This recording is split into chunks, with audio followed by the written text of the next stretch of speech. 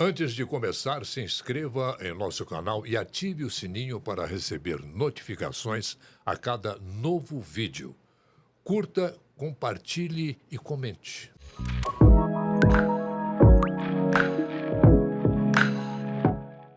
Olá, estamos chegando com mais um Doses de Saúde, aquele nosso bate-papo semanal, quando nós falamos sobre os problemas diversos de saúde do nosso corpo, da nossa cabeça. Hoje nós temos um assunto muito importante aqui que está atingindo principalmente a meninada, crianças. São aquelas doenças mais comuns nos meses frios, como bronquiolite, bronquite e tudo mais. Para discutir esse assunto, nós convidamos a doutora Daniela Morelli, que é pneumopediatra no Mater Dei Santa Genoveva, e o doutor Renato Rodrigues, fisioterapeuta, especialista em fisioterapia cardiorrespiratória e terapia intensiva. Doutora Daniele, doutor Renato, é um prazer muito grande tê-los aqui. Muito obrigado por terem aceitado o nosso convite para dar esses esclarecimentos, principalmente às mães que nos acompanham. Obrigada a você pelo convite, um prazer estar aqui. Obrigado, agradeço também pelo convite, um prazer estar aqui contribuindo. Muito bom. Doutora Daniela, é uma doença, são doenças comuns nesta época do ano, né? Meses mais frios, a meninada fica mais aglomerada, como é que é isso?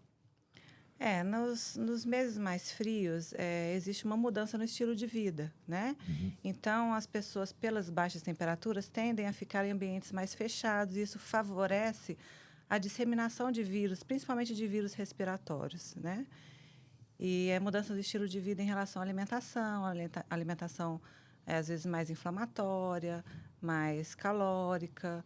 Isso tudo afeta o sistema imunológico de alguma maneira e faz com que seja mais prevalente as doenças respiratórias no inverno, principalmente nas crianças. Certo. As pessoas, às vezes, confundem a bronquite com bronquiolite. São doenças distintas, vamos dizer assim? São. Ambas essas duas entidades que você falou, elas acometem a via aérea. A via aérea é onde o ar passa dentro do pulmão. Não tem nada a ver com a pneumonia, tá? Os brônquios, a bronquite é uma inflamação nos brônquios e a bronquiolite é uma inflamação dos bronquíolos, que é a parte finalzinha dos brônquios, Sim. uma parte menor, digamos assim. E a bronquiolite, ela é, na maioria dos casos, ela é causada por um vírus, tá? Então, é uma doença bem definida, uma doença viral. O principal vírus causador da bronquiolite é o vírus sincicial respiratório. Então, são doenças parecidas, os sintomas são parecidos, então tosse, falta de ar, chiado no peito, mas são diferentes. Doutor Renato, como que é a especialidade do senhor, que fisioterapeuta, especialista em fisioterapia cardiorrespiratória, de que forma essa especialidade sua pode ajudar no tratamento dessas doenças? Bom, geralmente essas doenças podem ser obstrutivas, né? Secreção, inflamação nessas vias aéreas. Isso pode gerar aprisionamento de ar ou uma dificuldade de expansão, né, e secreção. Então, a fisioterapia, principalmente a fisioterapia pressórica, a gente utiliza o ambu, né? Sim. E a inalação de estila soro, né? Nas vias aéreas superiores também, para a gente desobstruir toda essa via aérea, tá? E mesmo com algumas áreas hiperinsufladas do pulmão, né? Nós temos alguns canais de Lambert. Essas crianças muito novinhas, às vezes, têm um pouco menos, né? Sim. Mas o que acontece? Com essa hiperinsuflação com o ambu e algumas manobras, e talvez, se necessário, aspiração, a gente consegue desobstruir essa via aérea, né? Enquanto isso, as medicações, né, que o médico prescreve vai fazendo efeito e a gente vai dando qualidade de vida aí para esses pacientes, né? Até para poder passar de uma forma mais tranquila pela doença. Certo. E é muito comum, por exemplo, lá no seu local de trabalho, onde você atende as pessoas, receber muitas crianças nessa época do ano? Sim. Nessa situação? Sim. Inclusive, o sistema público está bem... Tanto crianças quanto idosos, né? Certo. Mas recebemos muitas crianças nessa época, né? Tempo muito seco, igual a doutora explicou, questão de alimentação, até o próprio sistema imunológico da criança está se formando ainda.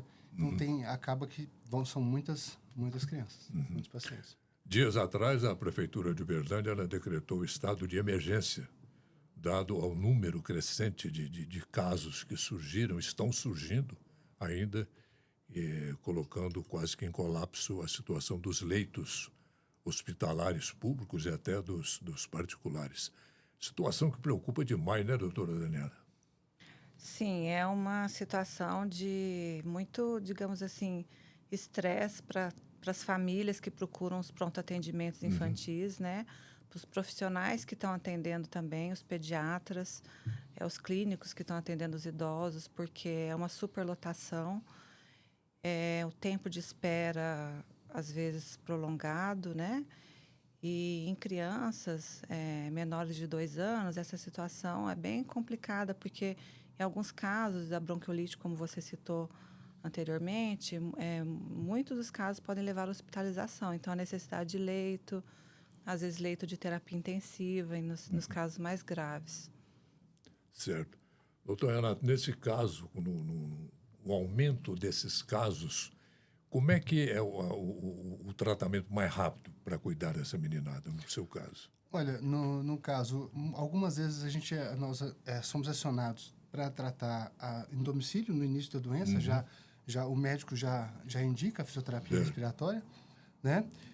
No caso do ambiente hospitalar, que temos bastante recursos também, nós vamos utilizar toda aquela questão que eu expliquei para o senhor, né? Sobre a desobstrução dessa via aérea e, se necessário, a terapia de oxigênio, né? Associada aí às medicações, broncodilatadores e toda essa questão que o médico vai estar auxiliando. É uma doença temporária, né? Ela tem o começo e o fim.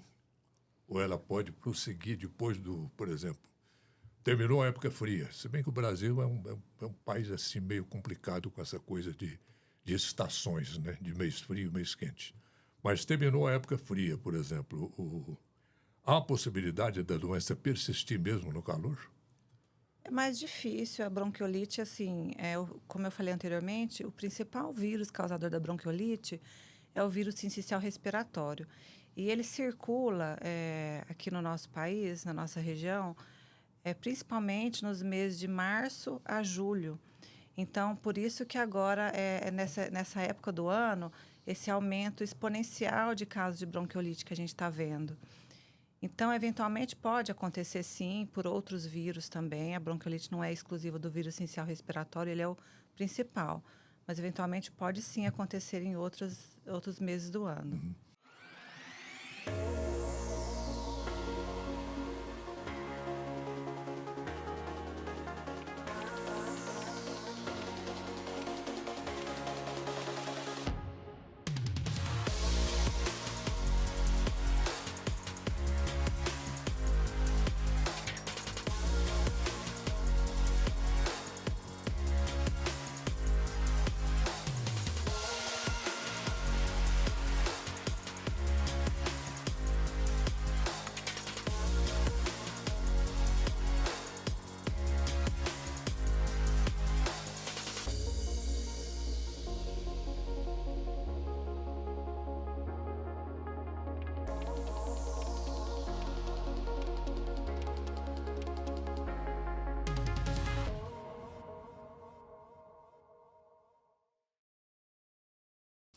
Essa doença atinge idosos também?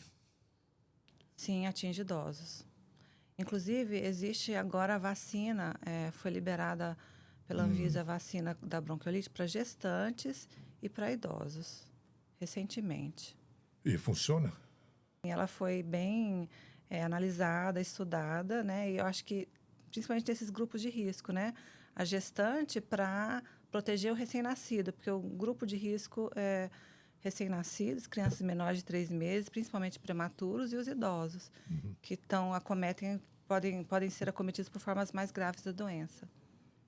Você atende idosos lá, Renato, acometidos com esse tipo de problema, não? Olha, nós na UTI atendemos pacientes em geral, né? Idosos, sim, com pneumonia, né? Com bronquite, bronquiolite. Muitas vezes o paciente ele acaba desenvolvendo uma pneumonia, né? Às vezes ele chega com um comprometimento respiratório e acaba agravando também. Aí a necessidade, né, de algum suporte ventilatório também. Nós temos vários casos nesse sentido também. Respirador, né? Caso de ventilação invasiva, que seria um paciente com necessidade de intubação, ou não invasiva, né? Para estar auxiliando aí, dar um conforto para que ele passe pela situação e as medicações façam o efeito necessário para acabar. É uma situação meio angustiante para a criança, né? Para falta de ar, essa coisa toda, que às vezes até, em alguns casos, é confundido com asma, né?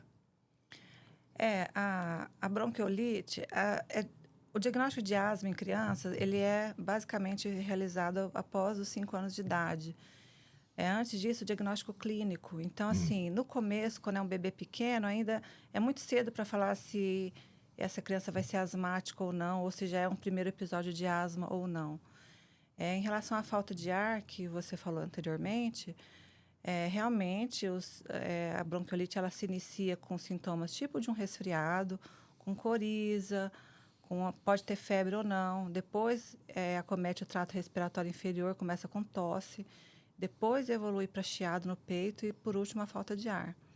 E o tratamento, basicamente, é de suporte. Então, assim, nos casos mais graves, essa falta de ar leva à queda da oxigenação, à queda da saturação, a hipoxemia que a gente fala.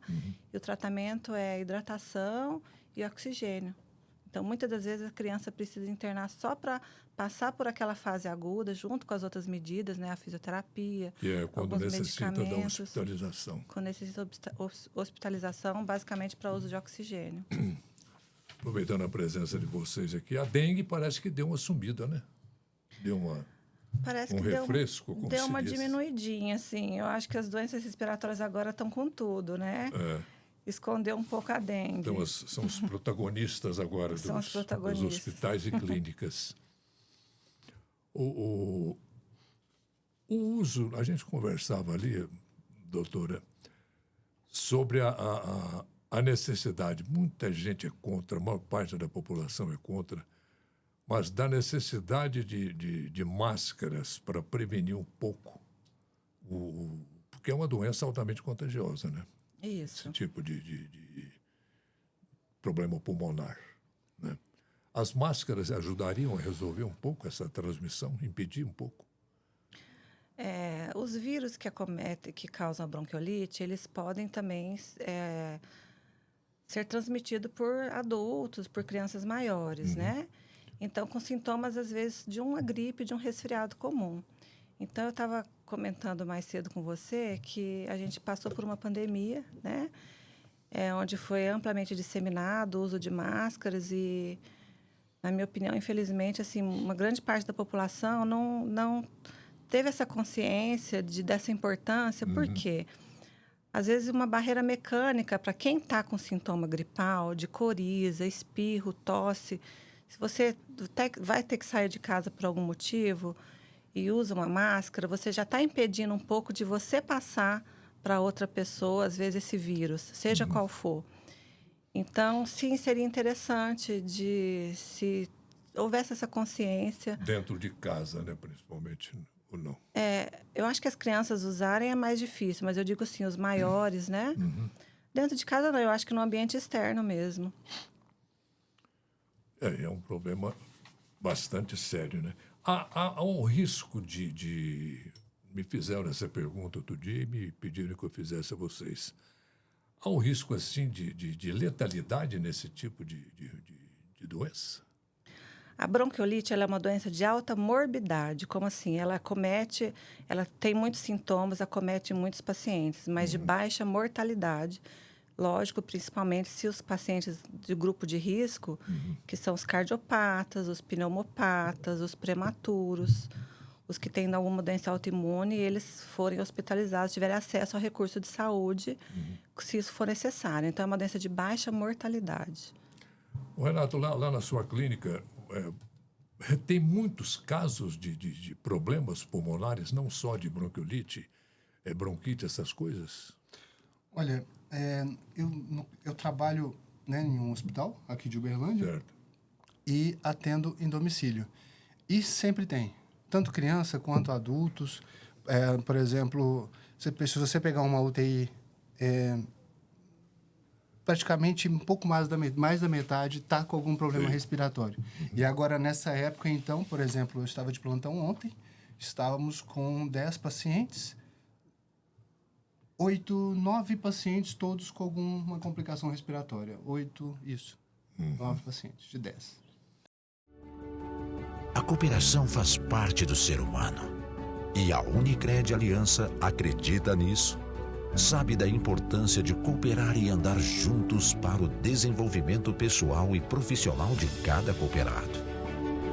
Estamos em Uberlândia e em mais 25 cidades, entre elas 3 capitais, e atendemos mais de 15 mil cooperados nesses 30 anos de existência. Não somos uma instituição financeira tradicional.